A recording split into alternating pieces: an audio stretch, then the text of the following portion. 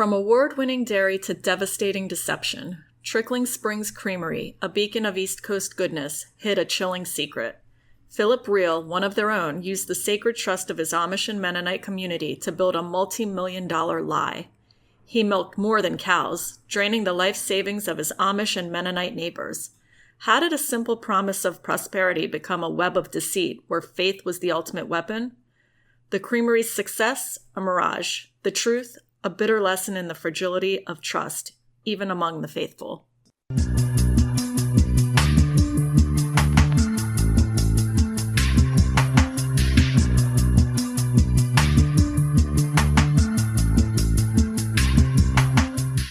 Hello and welcome to Real Life Regulators. This podcast is brought to you by the North American Securities Administrators Association, also known as NASA. This podcast was created to educate investors using real-life examples of security fraud cases. During each episode, we review different cases and discuss what went wrong, how you can identify the red flags of securities fraud, and what you can do in the future to protect yourself and your loved ones from a similar situation. I'm your host, Nick Bonderu, and I'm the Education and Public Affairs Manager for the Alabama Securities Commission. My co-host today is Tina Kotzelis, Director of Investor Education and Consumer Outreach with the Pennsylvania Department of Banking and Securities. Also joining us is Seamus Stubbs and David Murrin. Both are attorneys with the Pennsylvania Department of Banking and Securities. Before we get into the case, let's start off and tell us a bit about who you are and what you do. Seamus, we will start with you. I'm Seamus Stubbs. I'm an attorney with the Department of Banking and Securities. I help enforcement actions and any of the litigation that comes up here with the department. Been with the department since May of 2019. Before that, I had about 15 years of criminal law. Thank you. And David, tell us a little bit about yourself and what you do. Hi, my name is David Murrin, and I'm an attorney here at the Department of Banking and Securities. Like Seamus, I also handle a lot of enforcement actions and other litigation matters. I've been with the department for just over 5 years now. The subject of this case is Philip Riehl and Trickling Springs Creamery. Can you briefly describe this case? Sure. It involved the sale of promissory notes from Trickling Springs Creamery that mainly targeted members of the Mennonite community, and it went internationally as well as mainly focused on the local Chambersburg area. There was a number of notes that were issued that led to the loss of millions of dollars for the investors and then the eventual bankruptcy of the company. Can you tell us what are promissory notes? Promissory note would be a written document that memorializes an agreement between two parties that would potentially be looked at as a security or an investment document, just memorializing the agreement potentially of payment of interest, terms, and any details that they've agreed upon. And what really makes promissory notes a security? There's a number of factors that would make a promissory note as far as a security. One of the tests we would look at to determine as far as the promissory note would be what they would refer to as the Reeves test, based on a court decision that looks at four separate factors of what the motivation of the parties are, how the promissory note would be distributed, what the public expectations would be of if they would view it as a security, and if the note would be subject to any other regulations by another regulatory scheme or authority. Can you tell us a little bit about Philip's background, whether he was married, did he have a family?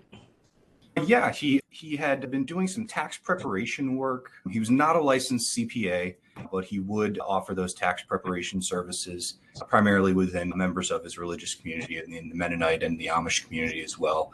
We did not get to know his family too well. I do believe he had a wife and children, and he lived in the central Pennsylvania area, mainly engaging in his tax preparation business and also in what we came to call the Riehl loan program. And just briefly, because this is a podcast and we're only using just audio, but for our listeners so they can kind of theoretically put a face with a voice or a subject of this case, could you describe kind of what Philip's appearance was like? Older individual. I want to say he was in his late 60s. Is Philip originally from the area? Did he grow up there? For the last, I think, probably 20, 30 years, settled and resided in central Pennsylvania.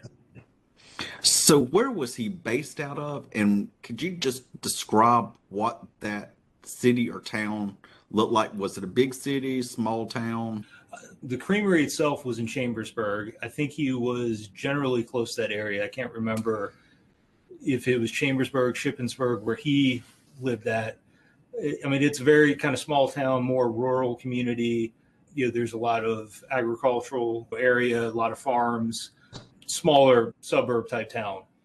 And how did the Pennsylvania Department of Banking and Securities first learn about this case? Well, we actually received a call from another state agency, from the Pennsylvania Milk Marketing Board. They had come across some of these promissory notes as they were dealing with Trickling Springs Creamery. And fortunately, someone at the Milk Marketing Board was wise enough to give us a call. And so once we had heard word of that, we got our investigative team on it, and that kind of led to the discovery of the breadth of these unregistered securities that have been offered and sold. Dave, what made the Milk Marketing Board so suspicious? What were some of the red flags that they thought they needed to call? Well, they had looked at the notes, and as Seamus had said, notes are more often going to be deemed securities, but there's times when notes are not securities. So they were uncertain as to whether or not these promissory notes would have qualified as securities. And the other aspect was the amount. There was a large number, I believe it was over $10 million in promissory notes that they had come across. And so that obviously brought up red flags with them, and it was good that they brought it to our attention as well so that we could investigate more fully. Can you describe what the Riehl loan program was? Sure. At some point in time, apparently right when Mr. Riehl was going to purchase a house, he came up with this idea that he could borrow money from members of his community and pay them back at a better rate than he could borrow from the bank, and pay them back at a better rate that they could get from the bank, and he would keep the difference. And it started off as just something initially apparently for him to purchase his farmhouse. It then snowballed into, at its peak, I think he had about $71 million. Yeah, in the 70s, yeah. So it was about approximately $70 million some dollars from investors that, he had received money from, that he was then loaning back out within the Mennonite community. What kind of interest was he making, if you remember? It varied. I think most of the investors, received about 4 to 6% on the notes, especially the Trickling Springs one that were the focus of our case. The people that he was giving the money to, I think it was probably anywhere from 6 to 8%, if I recall correctly, maybe as high as like 10%. Any difference, in his mind, it was his profit. His record keeping and books were lacking, would be about the nicest way to put it. When did Philip Riehl begin the loan program? In the mid-1990s is when he had started, and it continued all the way up through 2015 and then through our hearing in 2019, and eventually until there were criminal charges brought against Mr. Riehl for his program. And what did his customer base look like? It was probably exclusively members of the Amish Mennonite community. I know the records we received from even the Trickling Springs case, there were individuals all over the country. I mean, most of them were central Pennsylvania, and even a few international addresses that we, saw that were listed on the notes. Do you know how Philip Riehl became involved with Trickling Springs Creamery to begin with? Initially, he started out as one of a few individuals that was loaning money to the business. It got to the point that there was an ownership change there at the business, and they ended up restructuring the business, and he converted the debt that the Riehl loan program had invested into Trickling Springs into his 68% ownership interest into the company.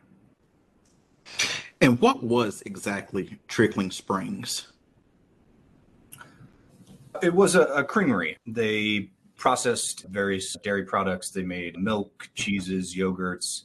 I think part of the appeal was that Trickling Springs, the milk that they would process, they got from other Mennonite farmers in the community. So it was very much a community of Mennonite dairy farmers who would send their milk to the creamery, and then the creamery would process it. And they sold their products in central Pennsylvania, and also I know in the Washington, D.C. area, and also in other grocery stores in the East Coast. So that was sort of the heart of the business, was that dairy processing.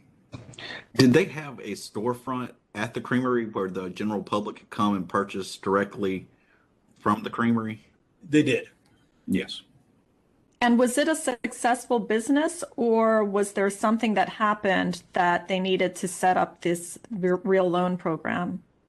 Well, I mean, it depends on the definition of successful. Apparently, the products were beloved as far as by people who tried them. We've heard how much people love the ice cream, the milk, and a number of their products. So, I mean, they apparently did make a very good product that people liked. But given their financial situation, just from the years that we looked at it, it wasn't financially successful. They were borrowing money for payroll. They had all these debts as far as the loans. And as the case ended, they declared for bankruptcy.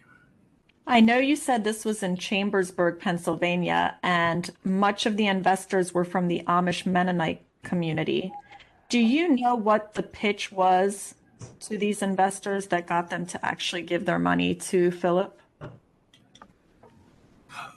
Well, I mean, unfortunately, most of the investors, pretty much all the investors, weren't really willing to cooperate much with the investigation. We don't have much perspective from the investors telling us. We know from the testimony at the hearing, the pitch seemed to be more based upon all the connections within the Mennonite community. It's my understanding from the testimony that there's some restrictions within the Mennonite faith of how much they're able to invest in companies and businesses that aren't within their own community and faith.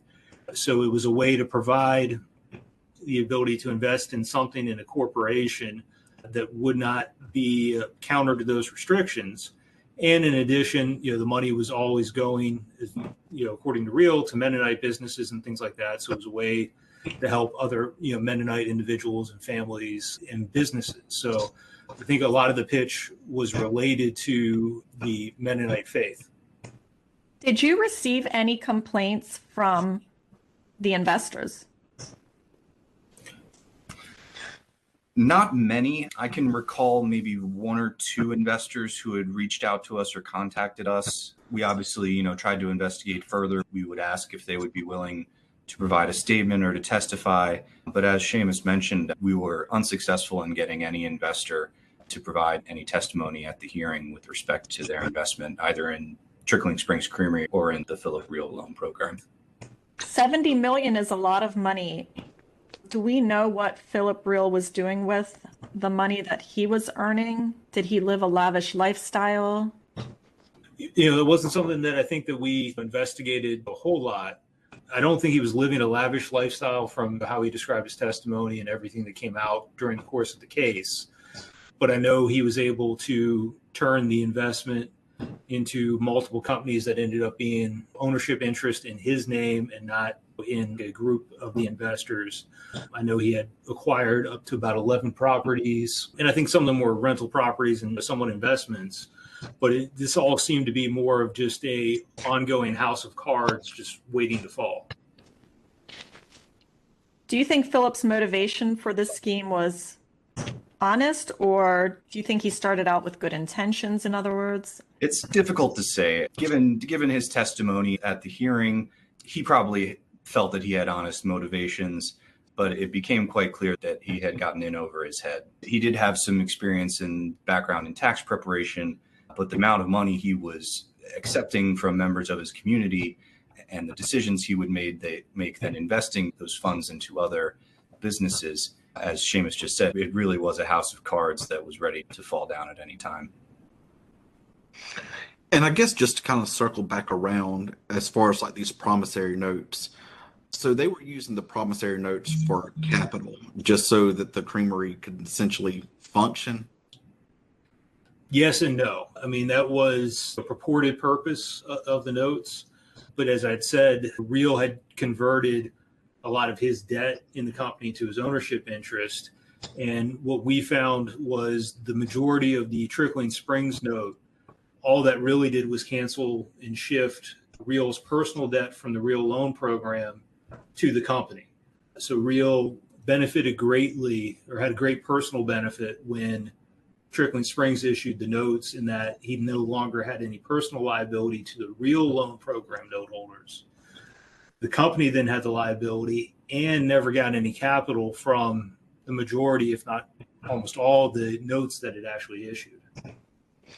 So when it comes to promissory notes, what is the process to register a note? Notes or things like that that can be exempt. We have a specific unit within the department that deals with licensing that would review a security, whether it's a note or otherwise, it would need to be registered, that all the documentation, the note that would be sent in, they would review it to make sure that it would be sufficient and accurate, and the financials necessarily would be in order, and then approve the registration. And can anyone issue a promissory note?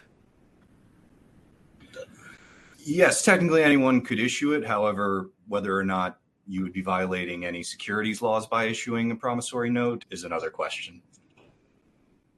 The promissory note is really just, it memorializes the transfer of money. And in this case, it was the investor providing money to Riehl, and Riehl promising to pay or credit interest to that person based upon the investment. So will the promissory notes, there could be some that would be floating around that could be or maybe not be legitimate.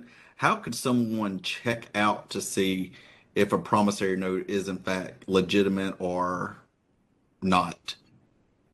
Well, I mean, if it would be an investment, the question would be is with whom it's registered, and verifying whether it's on the federal level or with the appropriate state authority, if it's actually been registered and approved. If it would actually qualify for exemptions, then it's just a question of getting all the actual documents and information that would be necessary, and not just trusting someone's word that a lot of the individuals unfortunately did here. So what type of fraud, as a securities regulator, would you classify this as? I mean, it would almost be both an affinity fraud, just for how it was targeted and directed towards the Mennonite community, but also in a sense a Ponzi scheme because of how it was using all the new investor money to cover the old investors. So being that he had kind of a specific customer base in the Mennonite Amish community, did he have to work hard to recruit new clients, or were they approaching him? From what we've seen, it sounds as though it largely passed through word of mouth within the Mennonite community, that Philip Riehl was someone with whom you could invest your money and expect to get interest in return.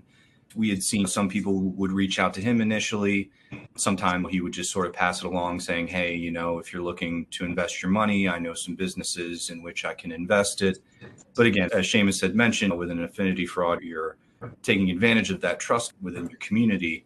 And so that's unfortunately a lot of the investors who lost their money through this Ponzi scheme fell victim to the fact that they just implicitly trusted without asking further questions or scrutinizing these investments anymore.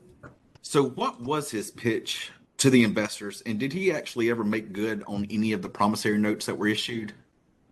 I think the people that requested their money back earlier, as in unfortunately a lot of Ponzi schemes, did get some of their money back.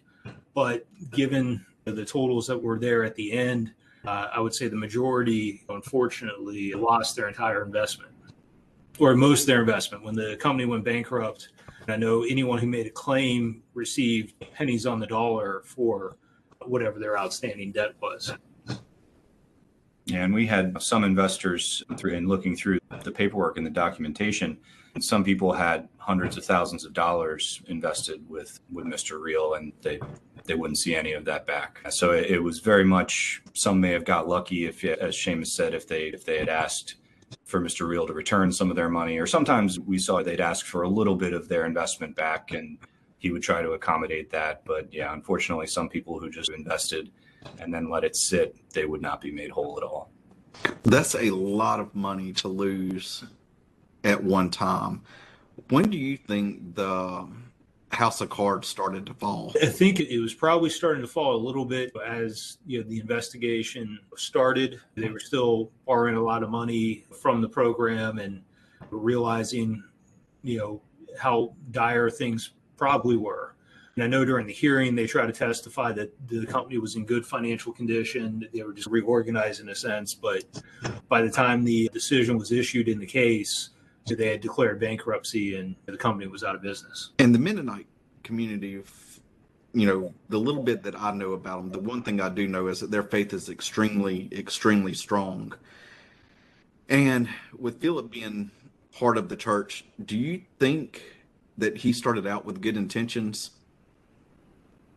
I think it's possible. I would think at some point he realized how much he would have been in over his head.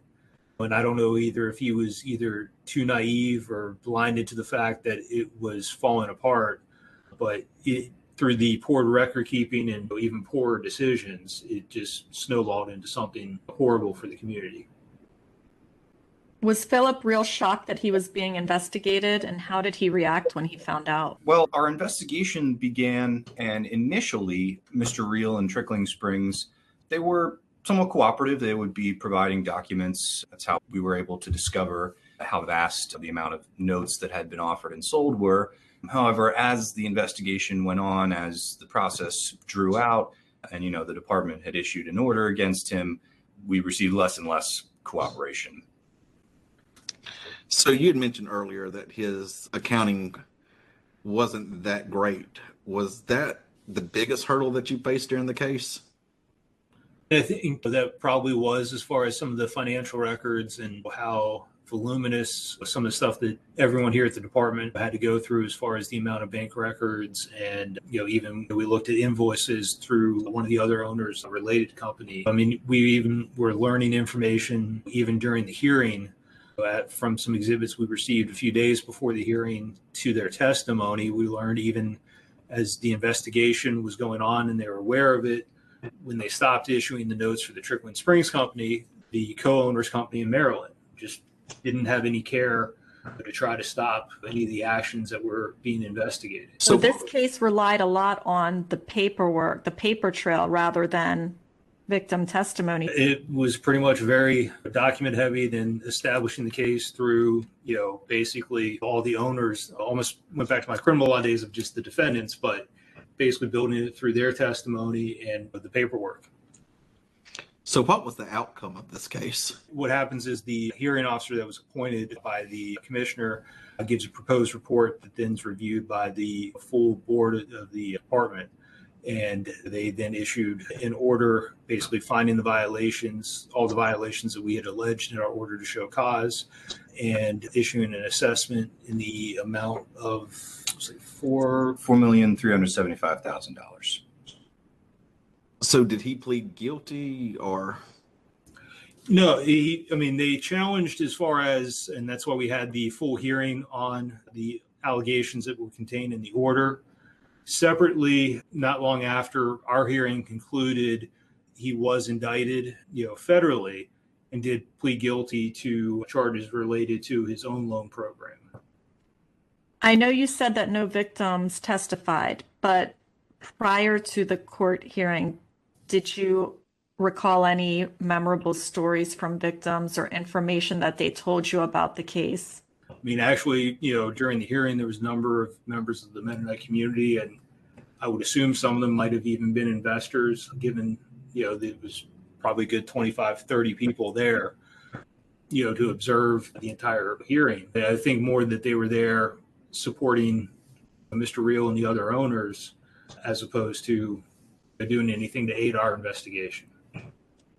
It sounds like the investors/victims were supporting Philip Riehl even in the courtroom.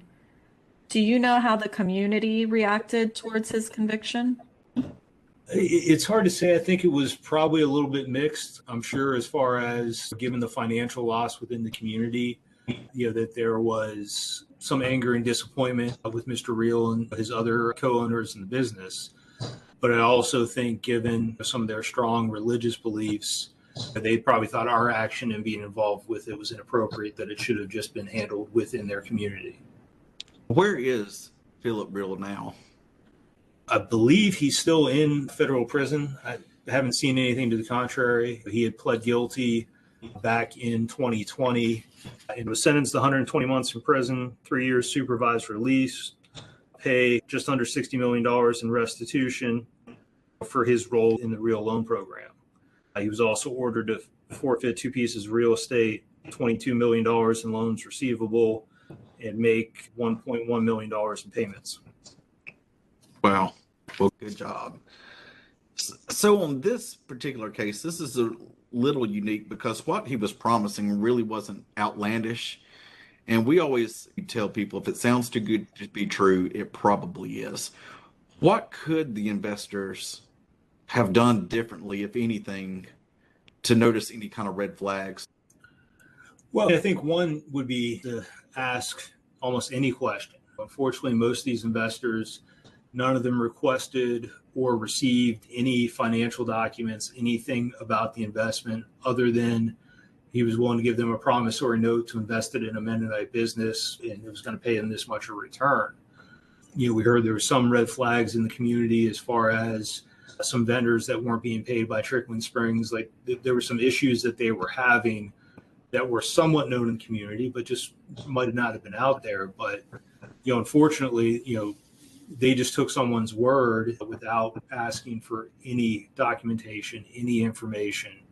So I just think if someone had started asking some questions, the answers that they would have gotten or any financials they would have looked at would have changed their mind about giving money to Mr. Riehl. So how can someone check the background of a person making an investment offer? Go to nasa.org, that's NASAA.org. Click the Contact Your Regulator tab and then simply click your regulator located on the map to obtain the contact information. Being an informed investor means having a plan and understanding each of your investments. Whether you're new to investing or already investing, NASA and its members provide a variety of online investor education resources for investors of all ages. Visit nasa.org for more information on how to make wise and safe investment decisions. Again, that's nasa.org, NASAA.org. Thank you both for joining us today, and for more importantly, thank you for the work that each of you do to protect investors. And that's all for today's episode. From Montgomery, Alabama, I'm Nick Bondaroo. And from Harrisburg, Pennsylvania, I'm Tina Kotzelis. If you have any questions about today's podcast or would like more information about the topics discussed, please email us at realliferegulators@gmail.com. That's realliferegulators, all one word, @gmail.com. If you would like to hear future episodes, please hit the subscribe button. NASA provides its information as a service to investors. It's neither a legal interpretation nor an indication of a policy position by NASA or any of its members. If you have questions concerning the meaning or application of a particular state or provincial law, rule, or regulation, please consult an attorney that specializes in securities law.